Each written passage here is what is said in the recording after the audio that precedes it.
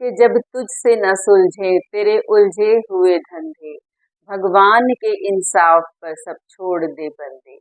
खुद ही तेरी मुश्किल को वो आसान करेगा, जो तू नहीं कर पाया वो भगवान करेगा।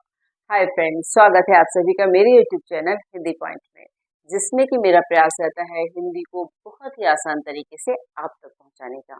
और आज मैं आपके लिए लेके आई हूँ स्वर और व्यंजन की संपूर्ण जानकारी। अब आप में से बहुत से बच्चे बोलेंगे कि भाई ये तो छोटे छोटे बच्चों को भी आता है, सबको आता है। हाँ फ्रेंड्स, बिल्कुल सही बोल रहे हो, ये छोटे बच्चों को तो आता है, लेकिन बड़े बच्चों को मीन्स आप लोगों को नहीं आता। थोड़ा बहुत आता है और आपको लगता है इतना सफिशिएंट है, लेकिन नहीं। जब तक इसकी संपूर्ण जानकारी आपको नहीं होगी, तब तक आप कोई भी प्रतियोगी परीक्षा में बैठ रहे हैं तो ये पूर्ण तैयारी आपकी नहीं मानी जाएगी, जब तक कि स्वर और व्यंजन की पूरी जानकारी ना हो। इसलिए स्वर और व्यंजन की पूरी जानकारी दूंगी, साथ में इनके उच्चारण स्थान को बताऊंगी और इनको क्या क्या कहा जाता है। पूरी जो जानकारी है मैं इस वीडियो में देने वाली हूँ। तो इसलिए जो लोग चैनल पे नए हैं वो चैनल को लाइक कर ले, सब्सक्राइब कर ले और बेल आइकन को जरूर प्रेस करें। फ्रेंड्स, वीडियो को शुरू से आखिर तक पूरा देखिएगा, तभी पूरा कॉन्सेप्ट यहीं पे क्लियर हो जाएगा और बहुत हद तक जो स्वर और व्यंजन वाला कंफ्यूजन रहता है वो यहाँ क्लियर हो जाएगा। तो चलिए देर किस बात की, शुरू करते हैं हम स्वर और व्यंजन के बारे में। फ्रेंड्स देखिए, मैंने स्वर लिखे हैं हिंदी वर्ण वाला में। कुल जो हमारे वर्ण है टोटल मिला करके, अगर एग्जाम में क्वेश्चन आ रहा है तो वो होते हैं 52, यानी 52। यहाँ मैंने लिख दिया है। और अगर हम स्वर देखें तो स्वरों की संख्या जो है, मूल स्वर अगर एग्जाम में पूछा जा रहा है तो वो 11 होते हैं। अ आ ए ई उ री ए ऐ ओ औ। तो मूल स्वर हमारे कितने हुए? 11। और इसमें से ह्रस्व और दीर्घ भी होते हैं, क्योंकि एग्जाम में क्वेश्चन आता है कि ह्रस्व स्वर कौन सा है या दीर्घ स्वर कौन सा है। तो उसके लिए देखिए मैंने यहाँ लिखे हैं अ ई उ री। ये 4 जो है हमारे ह्रस्व स्वर है। दीर्घ स्वर जैसे नाम से ही पता लग रहा है, जिनके उच्चारण में थोड़ा सा टाइम लगता है, जैसे आ, ई, उ, ए, ऐ, ओ, औ। तो वो हमारे दीर्घ स्वर हुए। उच्चारण से भी आप इनका अनुमान लगा सकते हैं और इनकी संख्या 4 होती है। ये टोटल संख्या अगर मिला दी जाए तो 7 और 4 11 हो गए। तो टोटल जो हमारे स्वर है वो मूल स्वर 11 होते हैं। और फ्रेंड्स चलिए आप देखते हैं अयोग वाह की, मतलब 2 अभी इसमें से अंग और आह रह गया। तो आप बोलेंगे कि आपने अंग और आह को नहीं बताया। तो फ्रेंड्स इसको जो है अयोग वाह कहा जाता है। इसमें अंग जो है वो अनुस्वार है और आह जो है वो विसर्ग है, और इनकी टोटल संख्या मैंने यहाँ लिखी है, ये 2 होती है। तो इस तरीके से आपने स्वर के बारे में जाना। और व्यंजन जो है आपको पता ही है, व्यंजन स्वर की सहायता से बोले जाते हैं, और जबकि स्वरों को किसी का सहारा नहीं लेना पड़ता बोलने उच्चारण के लिए। देखिए क से लेकर के ह तक जो व्यंजनों की संख्या है 33 है। तो 33 व्यंजन हमें याद रखने हैं, एग्जाम में कई बार आता है। तो आप कब गिनते हैं? क ख ग घ। तो ये तरीका गलत है, आप ये इसको संख्या याद रखिए कि ये टोटल जो है 33 होते हैं। फ्रेंड्स मैंने यहाँ पे क च ट, इधर से वैसे हो जाती हैं, आपको अच्छे से क्लियर होगा। देखिए मैंने लिखा है क च ट त प, वर्ग के हिसाब से लिखा है यहाँ पे, जिसमें क्या होता है क वर्ग में क ख ग घ ण, इस तरीके से वर्ण आपको याद हो जाएंगे। च वर्ग में च छ ज झ इया ण अ, फिर ट में ट ठ ड ढ ण ढ ण, फिर त थ द ध न प फ ब भ म, इस तरीके से है। और ये याद करने की भी बहुत सरल ट्रिक है फ्रेंड्स इसमें। देखिए मैंने यहाँ लिखा है क च ट त प। अगर आप क च ट त प याद कर लेते हैं तो एग्जाम में आपको उस समय बड़ी आसानी से, अगर कुछ याद नहीं आ रहा है तो इसकी तरीके से आपको आसानी से समझ में आ जाएगा कि क च ट त प, मतलब ये 5 वर्ड होने से आपको सारे जो व्यंजन है वो निकल करके आपके आ जाएंगे। और इनको जो हम स्पर्श व्यंजन कहते हैं। 25 उनकी संख्या होती है और क वर्ग च वर्ग के नाम से आप इन्हें याद कर सकते हैं। तो ये स्पर्श व्यंजन हो गए और इनकी संख्या 25 होगी। फ्रेंड्स जो क ख ग घ ण है, इनको हम कंठ व्यंजन भी बोलते हैं।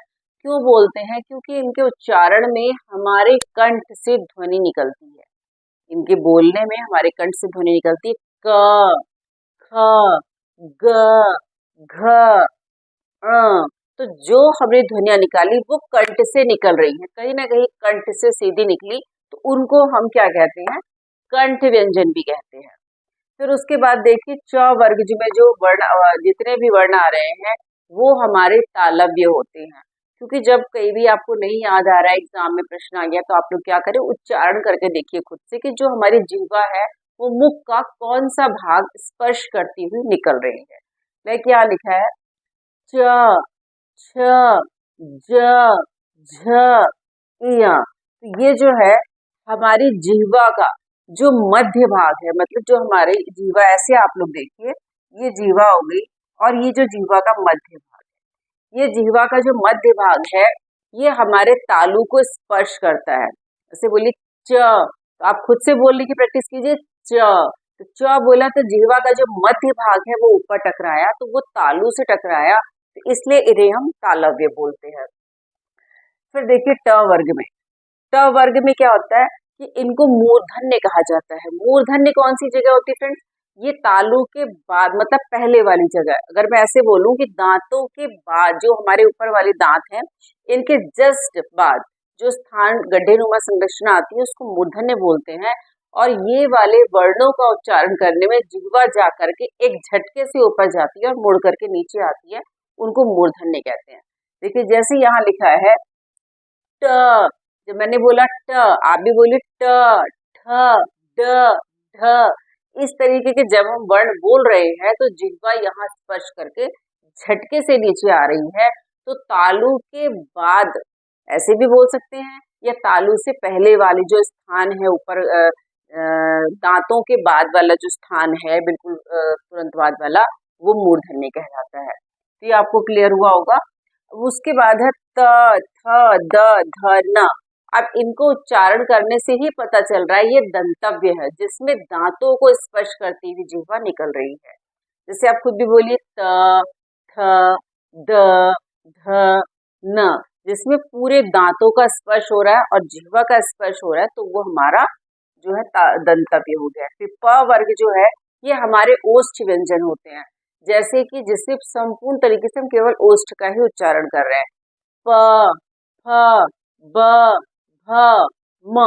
तो इन सब में किसका उच्चारण हो रहा है, केवल जिह्वा का, सॉरी, केवल ओष्ठ का ही जो है ज्यादा काम हो रहा है, यूज हो रहा है, हम ओष्ठ का प्रयोग कर रहे हैं, तो ये हमारे ओष्ठ व्यंजन हो गए। और य, र, ल, व जो है ये चार हमारे अंतस्थ व्यंजन हो गए, जिनके उच्चारण में क्या हो रहा है, ध्वनि अंदर से, गले से मतलब अंदर से आती प्रतीत हो रही है। ये इसमें कोई स्पर्श नहीं हो रहा है। य, र, ल, व, इसको जो है हम कहते हैं अंतस्थ व्यंजन, और इनकी संख्या 4 होती है। फ्रेंड्स मैंने यहाँ लिख भी दिया है, हिंदी वर्णमाला में जो अंतस्थ व्यंजन है वो 2 होते हैं, य और वो, व, और संस्कृत वर्णमाला में 4 होते हैं, य, र, ल, व। तो यहाँ पे मैंने लिख दिया था।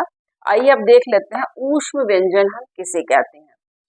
देखिए श, स, स, थ, ये ऊष्म व्यंजन है। इन ऊष्म क्यों कहा जा रहा है, क्योंकि इनके बोलने में ऊष्मा निकल रही है, एक तरीके से ये रगड़ खाते हुए हमारे मुंह से निकल रहे हैं। तो हमें जो है ये कौन से व्यंजनों का पता चल रहा है, ऊष्म, जिसमें ऊष्मा से निकलती प्रतीत होती है। ये हमारे मुख के भाग को स्पर्श करते हुए बहुत ज्यादा प्रतीत होते हैं। फिर देखिए संयुक्त व्यंजन जो है क्ष, त्र, ज्ञ, श्र। संयुक्त व्यंजन भी 4 होते हैं। इन्हें संयुक्त व्यंजन क्यों कहा जाता है, क्योंकि 2 वर्णों के योग से मिलकर के बनते हैं। देखिए क्ष बनता है आधा क प्लस श, पेट की रसा, तो हमारा क्ष बना। फिर त्र के लिए आधा त प्लस र, तो हमारा त्र बन गया। ज्ञ में ज प्लस य, तो हमारा ज बन गया, और ज्ञ बन गया। श्र में आधा श प्लस र, हमारा श्र बन गया। तो ये आपने देखा। और संयुक्त व्यंजन जो है हमारा, अब हम देखेंगे कि ए, ऐ, ओ, औ जो किस तरीके से संयुक्त व्यंजन है। ये भी देखिए, क्योंकि ये सहायता से बने हैं। अ प्लस ई बराबर ए, अ प्लस ए बराबर ऐ, उ, अ प्लस उ बराबर आ, अ प्लस औ बराबर औ। तो इस तरीके से आपने जाना कि हम कैसे इनका उच्चारण स्थान और इनकी जो संख्या है उसे याद कर सकते हैं, और किस तरीके से आने वाले कोई भी एग्जाम में अपने आप को तैयार कर सकते हैं। और ये भले से आपको लग रहा होगा कि ये स्वर और व्यंजन कोई बहुत बड़ी चीज नहीं है, फ्रेंड्स बहुत बड़ी चीज है इसको याद करना और इसकी संख्या को याद करना। फ्रेंड्स ये जो वीडियो आज मैंने बनाया आपको कैसा लगा, इसके बारे में पूरी जानकारी दीजिएगा और कमेंट सेक्शन में जाके कमेंट कीजिएगा। और नेक्स्ट वीडियो आप कौन से टॉपिक पे चाहते हैं मुझे जरूर बताइएगा। फ्रेंड्स तब तक के लिए जय हिंद जय भारत।